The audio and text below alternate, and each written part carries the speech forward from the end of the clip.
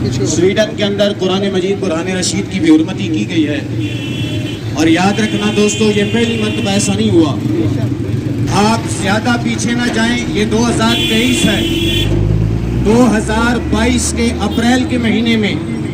اسی سویڈن کے اندر قرآن کی بے حرمتی کی گئی تھی، اور تھوڑا سا اور پیچھے جائیں 2020 کے اندر جب یہ سویڈن کا پڑوسی ملک ڈنمارک اس کی ایک تنظیم نے یہاں سویڈن کے مختلف شہروں میں آ کے قرآن کو جلایا تھا، تھوڑا سا پیچھے جائیں تو ڈنمارک اور سویڈن کے درمیان ایک ان کا اور چھوٹا سا پڑوسی ملک ہے ناروے، جنہوں نے 2019 میں وہاں یہاں سویڈن میں آ کر بڑے بڑے شہروں میں قرآن مجید کو پھاڑا بھی تھا اور قرآن مجید کے اوپر تھوکا بھی تھا۔ اتنے بڑے مجرم ہیں، لیکن ہمیں